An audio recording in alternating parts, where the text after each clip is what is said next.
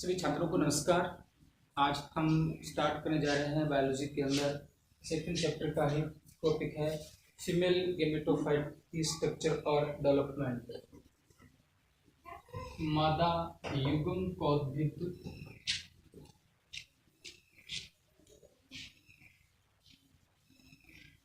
की संरचना व परिवर्धन।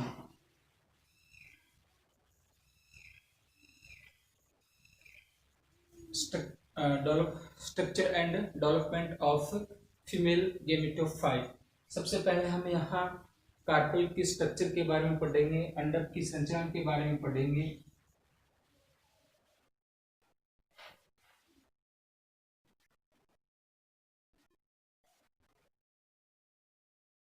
जायांग मादा जन्नांग होता है, गायनोसिस जो होता है जायांग को फीमेल रिप्रोडक्टिव ऑर्गन या इसको मादा जन्नांग कहा जाता है।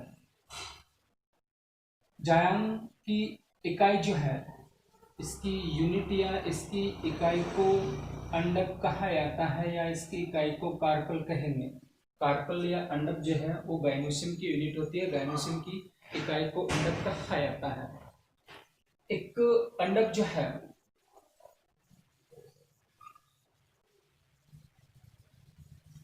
अंडकों की संख्या एक से अधिक हो सकती है।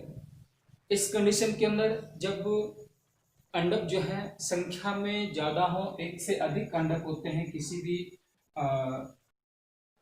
गायनोसिस के अंदर,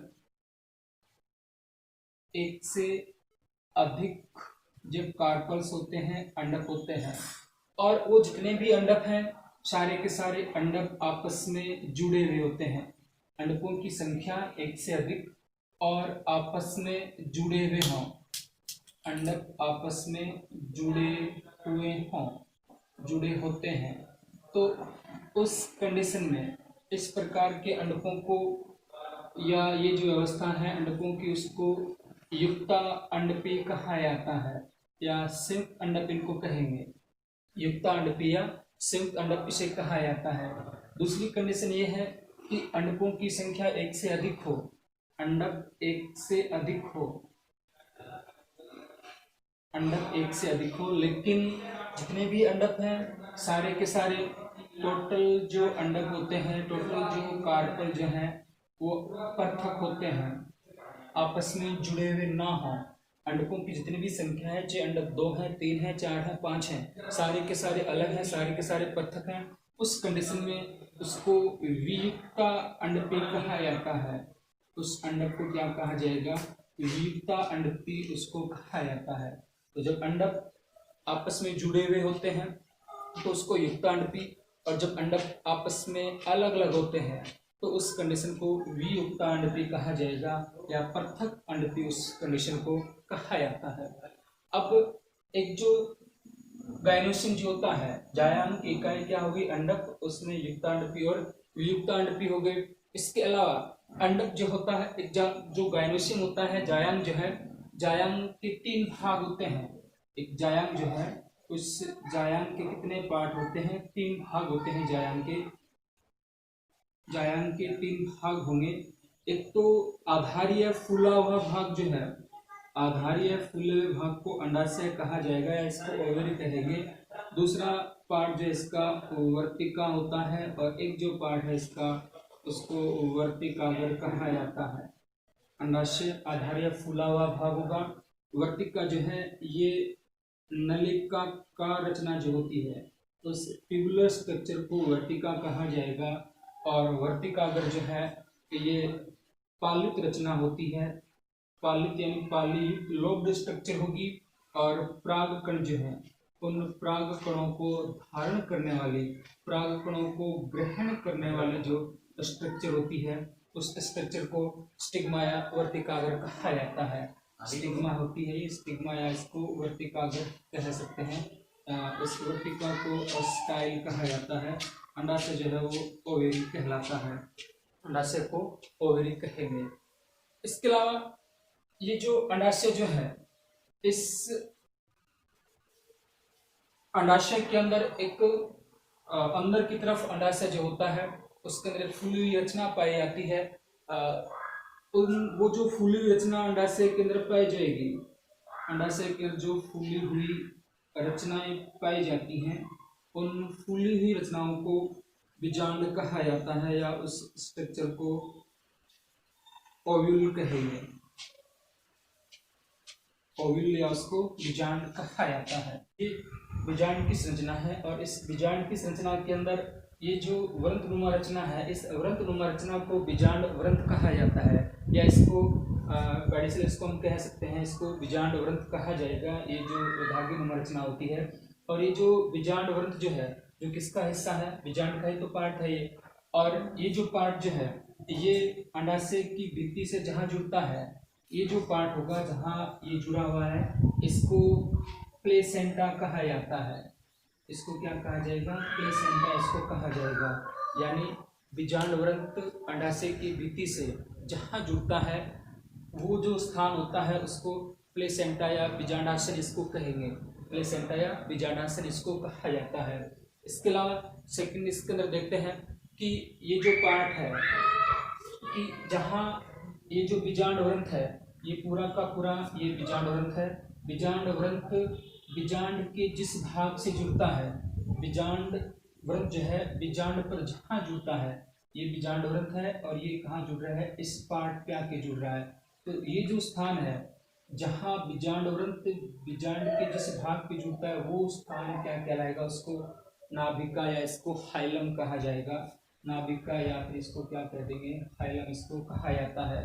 इसके अलावा जहाँ ये रचना जुड़ी हुई होगी, वहाँ पर एक फूली हुई रचना होती है। जहाँ बीजांड वृंत बीजांड पर जहाँ स्थित होता है, उसके आगे एक थोड़ी सी उभरी हुई, थोड़ी सी फूली हुई रचना होती है। ये देखिए फूली हुई रचना है, इसको रेफी कहा जाएगा। इस स्ट्रक्चर को हम क्या कह देंगे, रेफी कहेंगे। तो ये तो किसके स्ट्रक्चर है, ये तो अंडक के स्ट्रक्चर के बारे में है। बीजांड की संरचना,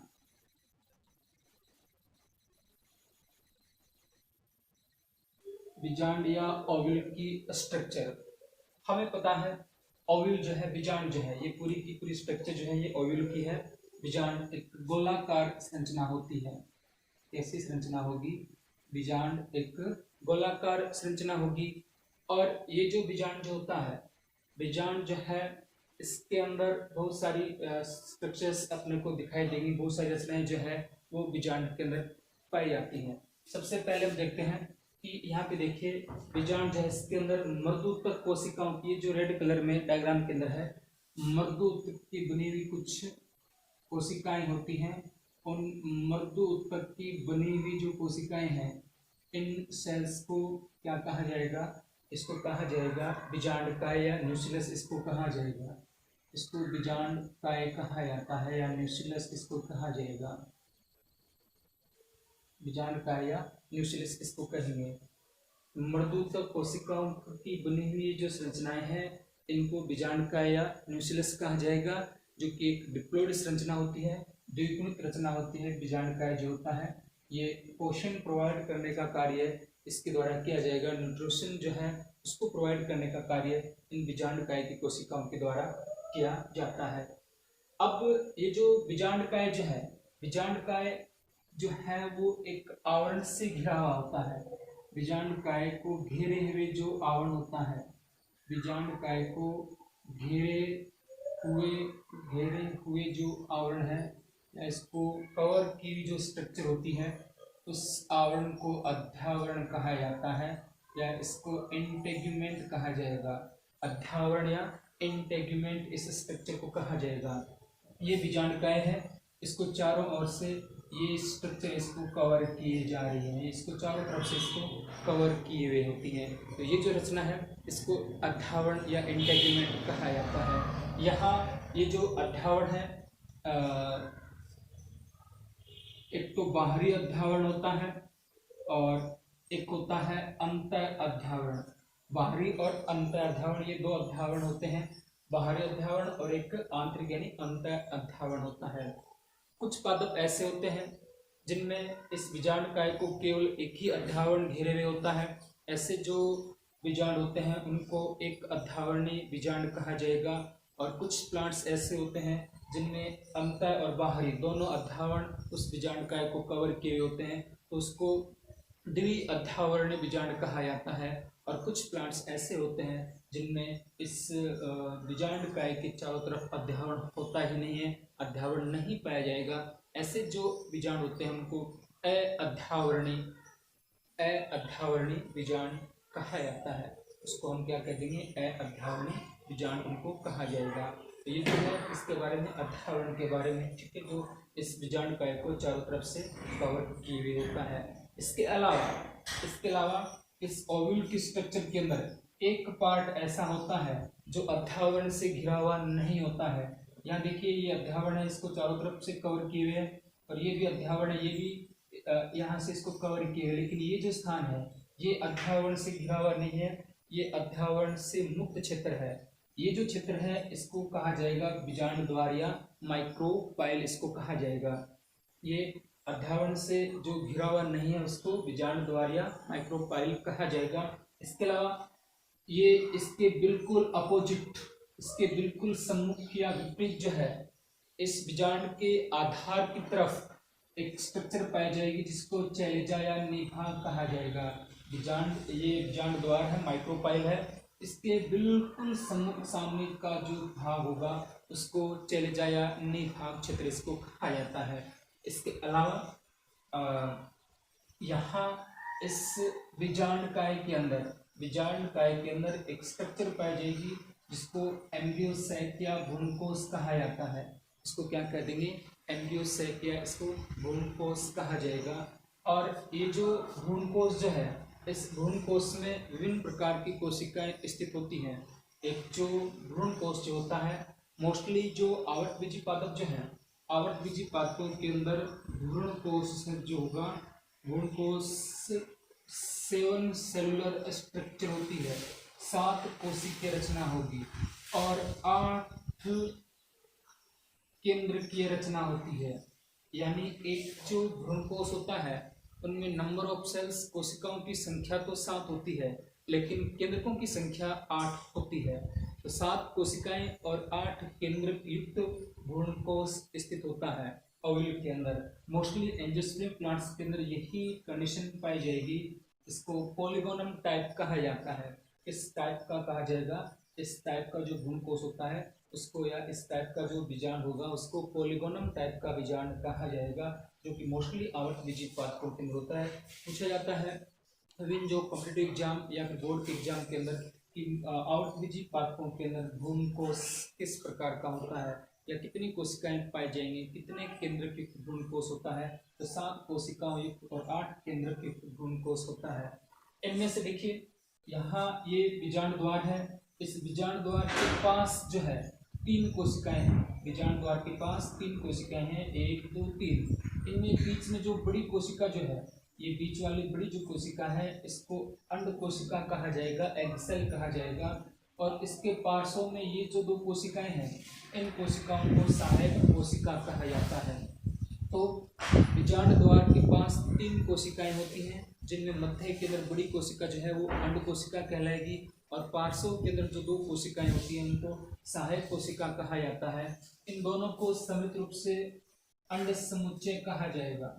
सम्मिलित रूप से इनको क्या कहा जाएगा, अंड समुच्चय, एग एपार्टस इनको कहा जाएगा। अंड कोशिका और सहायक कोशिकाओं को सम्मिलित रूप से अंड समुच्चय कहा जाता है। इसके अलावा मध्य के अंदर एक द्वितीयक केंद्रक स्थित होता है। मध्य में द्वितीयक केंद्रक होगा और ऊपर की तरफ यानी निभाग वाले छोर की तरफ जो है वो 3 कोशिकाएं होती हैं, जिनको प्रतिमुखी कोशिका कहा जाएगा। इन तीनों कोशिकाओं को प्रतिमुखी कोशिका या एंटीपोडल सेल्स इनको कहा जाएगा। ये जो प्रतिमुखी कोशिकाएं जो हैं, तो ये है एक बीजांड की स्ट्रक्चर, जिसके अंदर ये जो पार्ट है ये प्लेसेंटा है, ये बीजांड उभरन पार्ट है। ये जो पार्ट है इसको हाइलम कहा जाएगा या इसको नाभिका कहा जाएगा। खुली हुई जो रचना है नीचे की तरफ उभरी हुई रचना है इसको रेफी कहा जाएगा। ये जो अधावरण से अनावृत जो भाग है इसको बीजांड द्वार कहा जाएगा। और इसके ऊपर की तरफ ये स्ट्रक्चर जो है ये भ्रूणकोश है। इस भ्रूणकोश में ये एग सेल है, इनके दोनों और सहायक कोशिका हैं जिनको अंड समुच्चय संयुक्त रूप से बोलेंगे। ये द्वितीय केंद्रक हो गया। ये तीनों जो है ये प्रतिमुखी कोशिकाएं होती हैं। ये जो स्ट्रक्चर है सारे के सारे किसकी है, बीजांडकाय की है। और यहाँ ये जो है इसको निभाग कहा जाता है। तो ये एक प्रारूपिक भ्रूण की स्ट्रक्चर पूछा जाता है कई बार। यहाँ पर 3 नंबर का क्वेश्चन आता है कि एक प्रारूपिक भ्रूण का नामक चित्र बनाते हुए और उसकी संरचना क्वेश्चन जो है ये डायग्रामेटिक क्वेश्चन आएगा। यहाँ पे एक जो है हो सकता है कि नेक्स्ट है अपना ओविल, टाइप्स ऑफ ओविल, ओविल के प्रकार।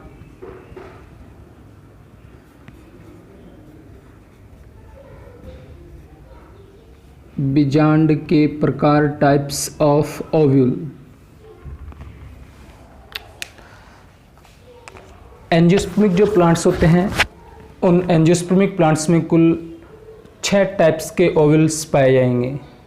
ओव्यूल कितने प्रकार के पाए जाएंगे? 6 प्रकार के बीजांड होते हैं, या फिर हम ऐसा कह सकते हैं कि बीजांड 6 प्रकार के होते हैं। फर्स्ट जो टाइप है बीजांड का वह है रिजु टाइप, या इसको बोला जाएगा ऑर्थोट्रोपस। रिजु बीजांड,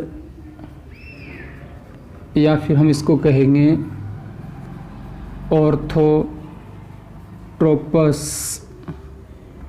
ऑर्थोट्रोपस ओव्यूल इसको कहा जाएगा। फर्स्ट जो टाइप होगा रिजु या ऑर्थोट्रोपस ओव्यूल का होगा। ये जो टाइप है बीजांड का, इस टाइप के अंदर बीजांड द्वार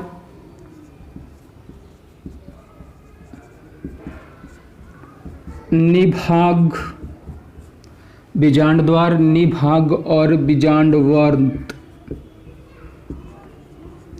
ये सारे एक ही सीध में एक ही रेखा पर स्थित होते हैं।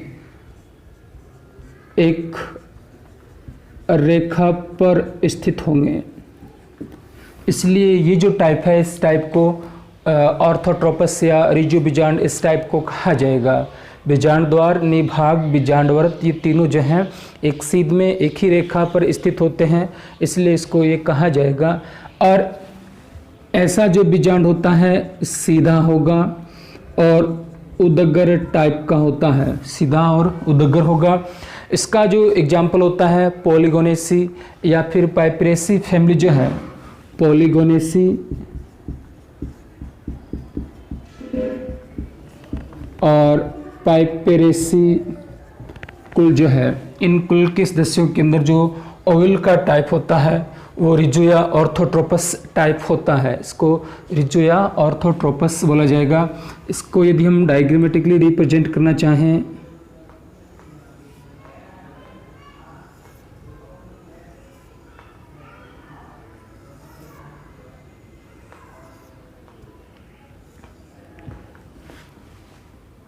इस प्रकार का जो ओविल होता है वो ऑर्थोट्रोपस या फिर हम उसको रिजु टाइप कहेंगे। यहाँ ये माइक्रोपाइल है, बीजांड द्वार है, ये निभाग है और ये जो है ये बीजांड वृंत है। तीनों एक ही सीध के अंदर हैं, एक ही रेखा के अंदर स्थित हैं, इसलिए इस टाइप को क्या बोला जाता है? रिजु टाइप बोला जाएगा। ध्यान रखना इसमें बीजांड द्वार, निभाग, बीजांड वृंत ये तीनों एक ही सीध में एक ही रेखा पर होंगे। यहाँ जो बीजांड होता है सीधा होगा, उदग्र होगा। इसका जो एग्जाम्पल है पॉलीगोनेसी और पाइपरेसी कुल के सदस्यों के अंदर इस टाइप का ओविल पाया जाएगा। और ये जो बीजांड होता है वो इस टाइप का होगा। ये इसका डायग्राम होता है। सेकंड जो टाइप आता है प्रतीप, या इसको एनाट्रोपस कहा जाएगा। सेकंड जो टाइप होगा प्रतीप बीजांड या एनाट्रोपस इसको कहा जाता है। प्रतीप या एनाट्रोपस टाइप इसको कहा जाएगा।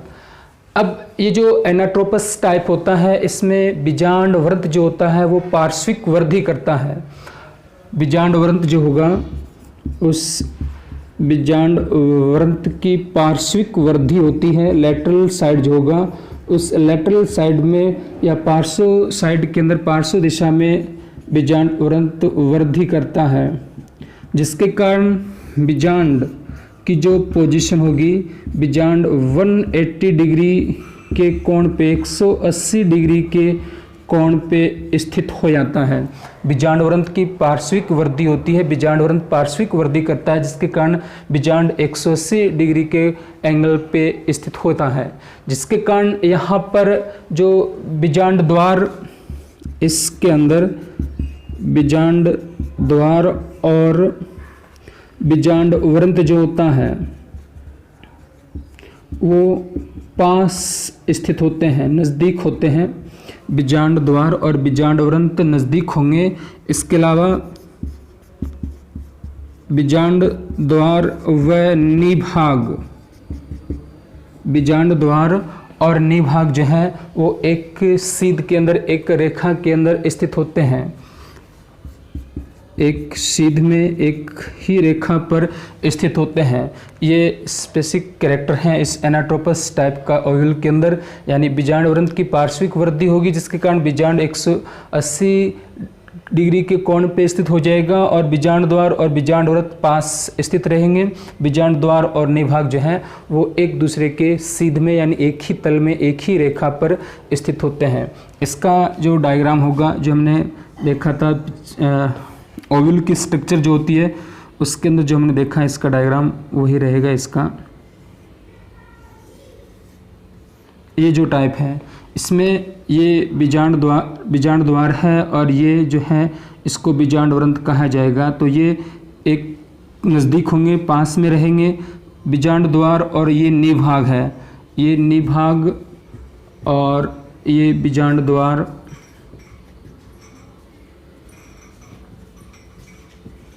और ये जो है बीजांडवृंत। तो बीजांड द्वार और निभाग एक सीध में है, एक रेखा के अंदर है। बीजांड द्वार और बीजांडवृंत पास पास स्थित होते हैं, इसलिए ये जो टाइप है इसको एनाट्रोपस या प्रत्येक टाइप का ओव्यूल कहा जाएगा। मोस्टली जो एंजियोस्पर्मिक प्लांट्स होते हैं, टोटल जितनी भी फैमिलीज हैं एंजियोस्पर्मिक प्लांट की, उसमें 82% जो फैमिलीज हैं, 82% या 82% आवर्तबीजी पादपों के जो कुल हैं उनके अंदर जो टाइप होता है ओव्यूल का वो ये होगा एनाट्रोपस, या प्रत्येक प्रकार का ओव्यूल उनके अंदर पाया जाएगा।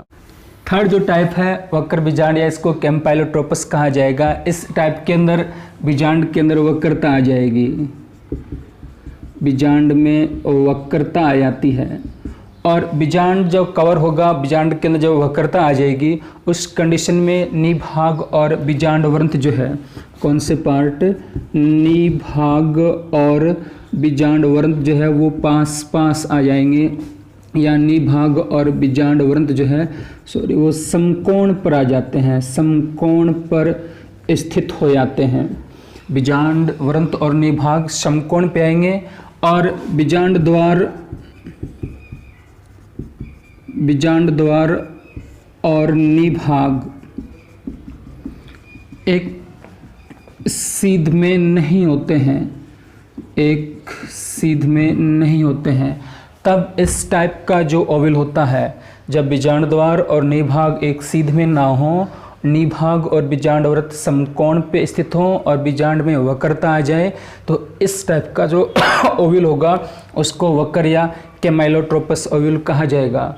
वक्र या कैमाइलोट्रोपस ओव्यूल उसको कहा जाएगा। इस प्रकार से यहाँ एक चीज़ और होगी कि यहाँ जो बीजांड काय होता है और जो भ्रूणकोश होगा, बीजांड काय और भ्रूणकोश, बीजांड काय और भ्रूणकोश, ये दोनों घोड़े की नाल के समान, घोड़े की नाल के समान मुड़ जाते हैं।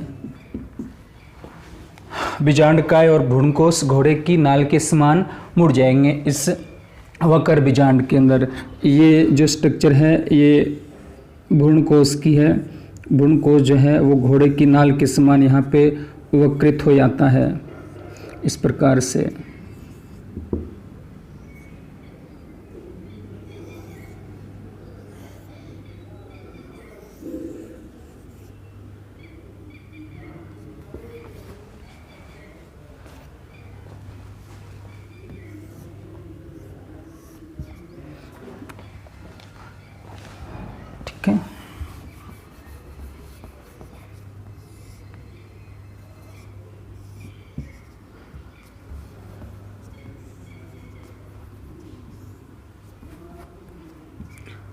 ये निभाग और ये बीजांडवरंत, ये समकोण पे है एक दूसरे के, और बीजांड द्वार और निभाग जो हैं, बीजांड द्वार और निभाग जो हैं वो एक सीध में नहीं है, एक रेखा पर नहीं है। तो इस टाइप का यहाँ पे ये भ्रूणकोश है, इसके अंदर वक्रता आई हुई है, और ये बीजांडकाय जो है उसके अंदर भी वक्रता यहाँ पे प्रदर्शित हो रही है। तो इस टाइप का जो बीजांड होता है उसको वक्र बीजांड कहा जाता है। फोर्थ टाइप है अनुप्रस्थ बीजांड, या इसको एम्फीट्रोपस ओव्यूल कहा जाएगा। अनुप्रस्थ या एम्फीट्रोपस ओव्यूल इसको कहा जाएगा।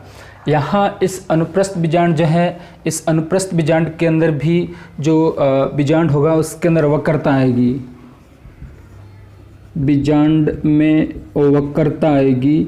उस वक्रता के कारण भ्रूणकोश भी प्रभावित होगा, भ्रूणकोश भी प्रभावित होता है जब बीजांड के अंदर वक्रता आती है इस टाइप के अंदर। तो बीजांड में वक्रता के कारण भ्रूणकोश प्रभावित होता है, जिसके कारण बीजांडकाय, बीजांड द्वार, निभाग, बीजांडकाय, निभाग, बीजांडकाय, निभाग और बीजांड द्वार जो होता है,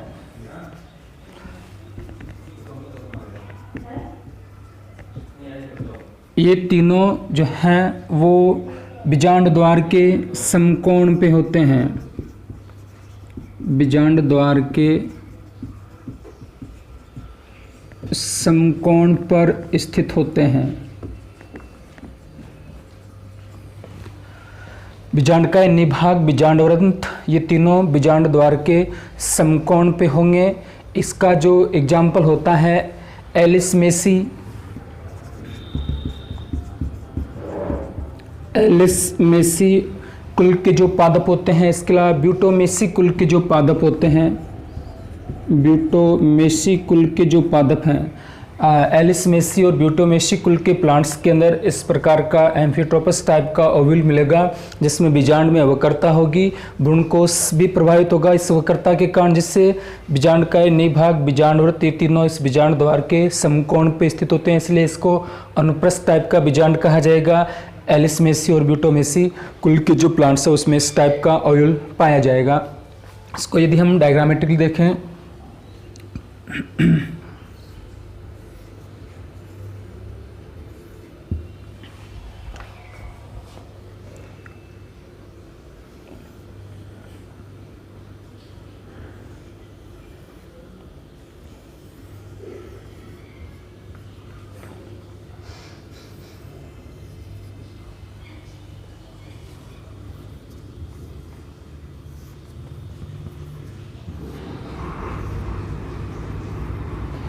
ये जो टाइप है, ये जो डायग्राम है ये अनुप्रस्थ बीजांड का होता है। नेक्स्ट जो फिफ्थ टाइप आता है इस ओव्यूल का जो होगा वो अर्ध प्रतीप, या इसको कहा जाएगा हेमी एनाट्रोपस, अर्ध प्रतीप प्रकार का या हेमी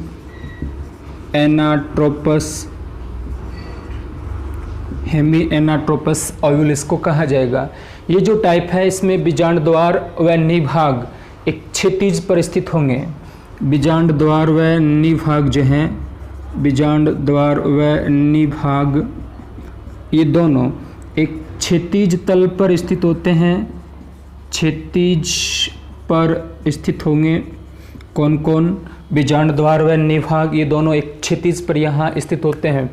इसके अलावा बीजांड वृंत इनके समकोण पे होता है, बीजांड वृंत जो होगा इन दोनों के समकोण पे होता है, बीजांड वृंत इनके समकोण पर होता है। बीजांड द्वार और निभाग तो एक क्षैतिज पर होंगे और बीजांड वृंत इन दोनों के समकोण पे होता है, इसलिए इसको अर्ध प्रतीप या हेमी एनाट्रोपस टाइप इसको कहा जाएगा। एग्जाम्पल जो इसका रेननकुलेसी कुल के जो सदस्य हैं, रेननकुलेसी कुल के जो सदस्य हैं इन रेननकुलेसी कुल किस दशा में इस प्रकार का ओव्यूल पाया जाएगा, या प्रीमुलेसी कुल जो होता है उस प्रीमुलेसी कुल किस दशा के अंदर इस प्रकार का ओव्यूल देखने को मिलता है। डायग्रामेटिकली इसको देखें, ये जो टाइप है इसको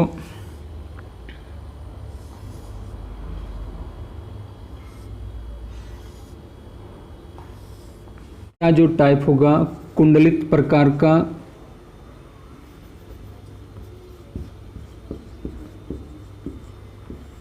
कुंडलित बीजांड उसको कहा जाएगा, कुंडलित बीजांड इसको कहा जाएगा, या सिरसिनोट्रोपस